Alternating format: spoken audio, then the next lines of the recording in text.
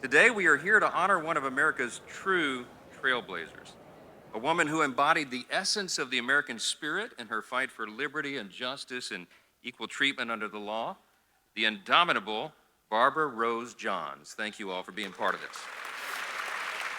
I've had the privilege of doing a number of these statues and ceremonies.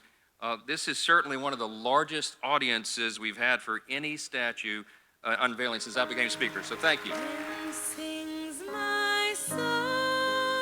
Let us be reminded of the deeply prophetic spirit that moved in Barbara's soul and inspired her at the age of 16 to lead fellow Moton students to take one giant step to move this nation towards a more perfect union. The school walkout that Barbara led on April 23, 1951, sparked the school desegregation movement that ultimately culminated in the landmark Brown v. Board of Education decision.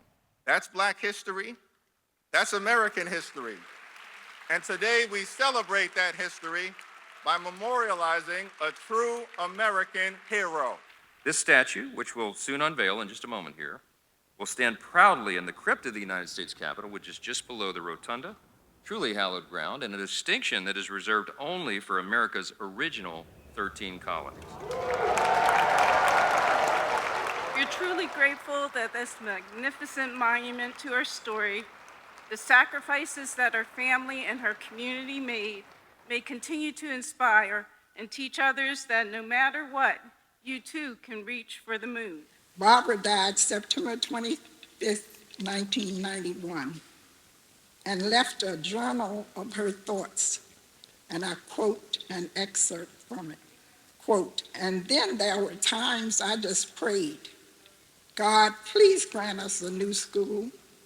Please let us have a warm place to stay where we won't have to keep our coats on all day to stay warm.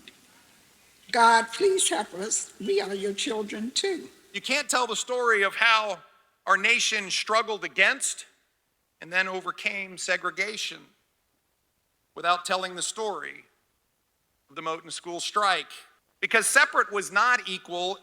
It never was, it never is, and it never will be.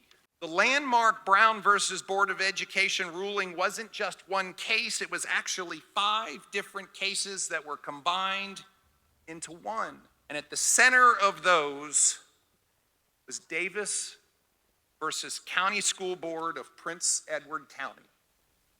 And at the center of that was Barbara Johns. And Virginia did not immediately accept the ruling of Brown. Instead, noticed the language in Brown, quote, "where the state has undertaken to provide it," and actually closed the schools in Prince Edward County to avoid integration by what they called massive resistance.